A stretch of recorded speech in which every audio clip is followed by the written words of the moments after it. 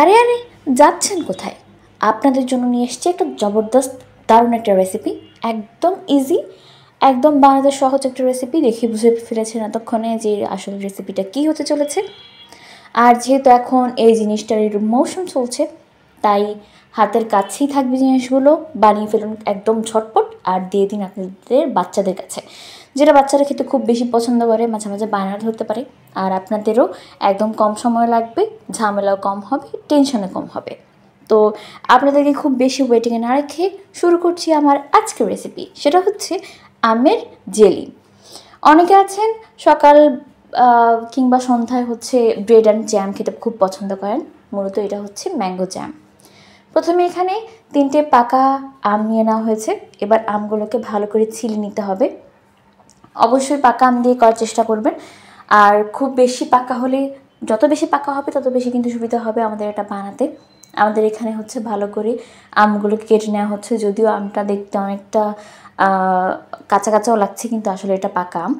আর যদি আম টক হয় তবে সেক্ষেত্রে হচ্ছে টক মিষ্টি দুটো মিক্স করে নেওয়ার চেষ্টা করবেন। এতে করে কিন্তু টেস্টটা অনেক বেশি সুন্দর আসে, অনেক বেশি খেতে মজা লাগে। সকালবেলা আপনারা টেনশনে থাকেন যে বাচ্চাদেরকে টিফিনে কী দিবেন, কিংবা সকালে ব্রেকফাস্টে কী দিবেন, কিংবা সন্ধ্যায় কী দিবেন, আপনারা অনেক বেশি টেনশনে থাকেন। সেটা আমি কিছুটা হলেও জানি, কিছুটা হলেও বুঝি। আপনাদের দুঃখ ঘোচানোর জন্যই কিন্তু আমি তো তাড়াতাড়ি এই রেসিপিটা নিয়ে হাজির হয়েছি। যাই হোক, এক এক করে হচ্ছে সবগুলো আম কেটে নেওয়া হচ্ছে।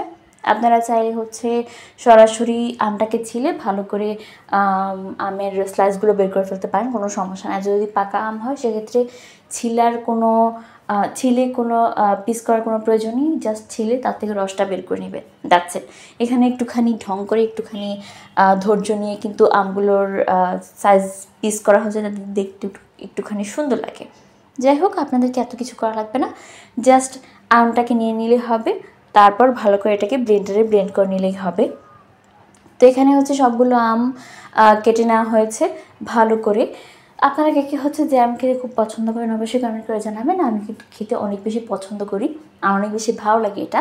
আর যদি চিনি কম হয়, মানে মিষ্টি কম হয়, সেক্ষেত্রে তো কথাই নেই। আপনারা সেম প্রসেসে হচ্ছে যে কোনো কিছু দিয়ে জেলি বানাতে পারেন, যেমন স্ট্রবেরি কিংবা অ্যাপেল কিংবা আরও অনেক কিছু দিয়ে জেলি বানাতে পারেন। কমলা দিয়েও, মালটা দিয়েও যারা রস করে বানাতে চান বানাতে পারেন ইজিলি, কোনো সমস্যা নেই। তারপর হচ্ছে এখানে আমের পিসগুলো কিন্তু একটা বোলের মধ্যে নিয়ে নেওয়া হচ্ছে। সবগুলো পিস নিয়ে তারপর হচ্ছে এটাকে ব্লেন্ডারে ব্লেন্ড করে নিতে হবে। তবে একটা কথা মাথায় রাখবেন, যখন ব্লেন্ডারে ব্লেন্ড করবেন কোনো প্রকার পানি দেওয়া যাবে না, কিন্তু একদমই পানি দেবেন না। জাস্ট ব্লেন্ডারে ব্লেন্ড করে নেবেন সবগুলো, যাতে করে একদম মিহি হয়ে যায়। যেহেতু এটা পাকা আম, খুব বেশি সময় লাগবে না, একদম তাড়াতাড়ি কিন্তু ব্লেন্ড হয়ে যাবে। তো এখানে কিন্তু 3টা আম যেহেতু নেওয়া হয়েছে, 3টা আম থেকে কিন্তু আমগুলোকে আলাদা করে নেওয়া হচ্ছে, মানে ছিলকা থেকে হচ্ছে ছেলা থেকে আলাদা করা হচ্ছে আমগুলোকে। তারপর এবার এগুলোকে ব্লেন্ডারে ব্লেন্ড করে নেওয়া হবে। ব্লেন্ড করে ভালো করে আঁশটাকে ছাড়িয়ে নেওয়া হবে, মানে আঁশটাকে ছেঁকে নেওয়া হবে। অপরদিকে হচ্ছে একটা কড়াইয়ের মধ্যে বেশ অনেকটা পরিমাণ পানি দেওয়া হচ্ছে, যদিও পানির পরিমাণটা ভালো করে এখানে বোঝা যাচ্ছে না।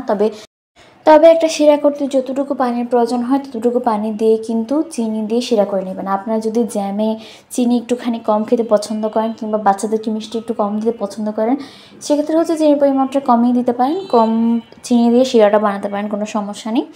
আর যদি আমটা মিষ্টি হয় অনেক, সেক্ষেত্রে কিন্তু অবশ্যই চিনিটা বুঝে শুনে দেওয়ার চেষ্টা করবেন, নয়তো কিন্তু অনেক বেশি মিষ্টি হয়ে যাবে। আর বাচ্চারা সচরাচর খুব বেশি মিষ্টি হলে কিন্তু খেতে চায় না। যারা আবার মিষ্টি লাভার আছেন, মানে মিষ্টি খেতে খুব পছন্দ করেন, মিষ্টি জাতীয় জিনিসপত্র, তার জন্য কিন্তু এটা একদমই ইজি, আর খেতে কিন্তু খুব বেশি মজা হয়। যাই হোক, তারপরে চিনির শিরাটা বানানোর পরে কিন্তু যেই আমটাকে হচ্ছে ব্লেন্ডারে ব্লেন্ড করে ছেঁকে নেওয়া হয়েছিল, সেই আমের জুসটা দিয়ে দেওয়া হয়েছে এখানে।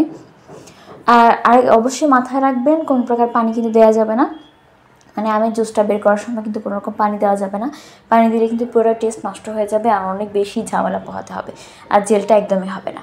তো একটুখানি ঘন হওয়ার পরে এখানে দিয়ে দেওয়া হচ্ছে ভিনেগারটা হাতের কাছে না পেলে অবশ্যই লেবুর রসটা দেওয়ার চেষ্টা করবেন। এতে কিন্তু অনেকটা দিন, অনেকটা সময় ভালো থাকবে, প্লাস টেস্টটাও অনেক ভালো হবে।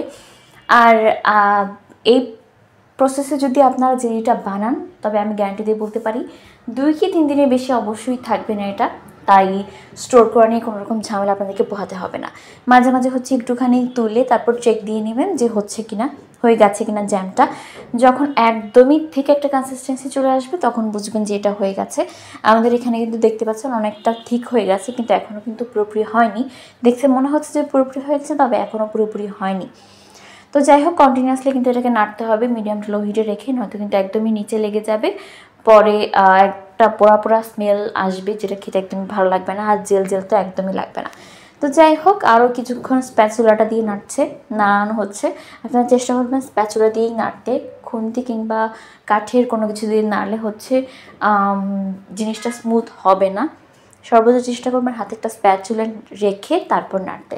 তো যাই হোক, এখানে কন্টিনিউয়াসলি কিন্তু নাড়া হচ্ছে। আর স্প্যাচুলা দিয়ে যে কোনো জিনিস রান্নাবান্না করতে কিন্তু আরেকটা সুবিধা হচ্ছে, খাবার ওয়েস্ট হয় না, কোনো কিছু হচ্ছে কড়াই কিংবা পাতিলের সাথে লেগে থাকে না। যাই হোক, এখানে পারফেক্টলি হচ্ছে নেড়ে চেড়ে নেওয়া হচ্ছে।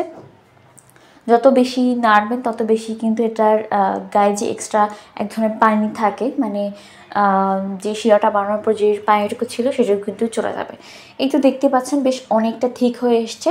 এবার কিন্তু আমাদের জ্যামটা একদমই রেডি। এবার এটাকে সার্ভ করা হচ্ছে একটা ছোট্ট বলে, কিন্তু মানে একটা ছোট্ট বাটিতে কিন্তু এটাকে সার্ভ করা হচ্ছে। আপনারা চাইলে ঠান্ডা করে একটা এয়ারটাইট কন্টেনারে, মানে ছোট্ট একটা বক্সের মধ্যে এটাকে সার্ভ করতে পারেন, রেখে দিতে পারেন।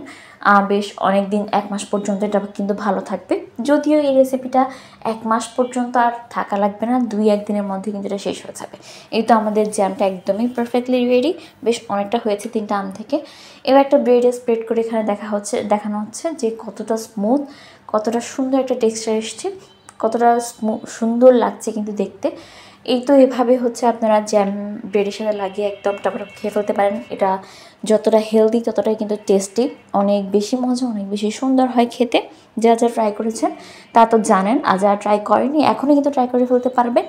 আর কে কোথা থেকে আমাদের ভিডিওগুলো দেখছেন অবশ্যই কমেন্ট করে জানাবেন। ভিডিওগুলো ভালো লেগে থাকলে লাইক, কমেন্ট অ্যান্ড শেয়ার করতে ভুলবেন না। ফেসবুক পেজ থেকে দেখে থাকলে পেজটাকে ফলো করে দিবেন, অ্যান্ড ইউটিউব চ্যানেল থেকে দেখে থাকলে চ্যানেলটিকে সাবস্ক্রাইব করে দিবেন। তো আজকের আমাদের ভিডিও কেমন লাগলো আপনাদের কাছে কমেন্ট করে জানাতে ভুলবেন না। আর পরবর্তী ভিডিও আসা অবধি পাশেই থাকবেন। ততক্ষণ পর্যন্ত সবাই ভালো থাকুন, সুস্থ থাকুন। আল্লাহ হাফেজ।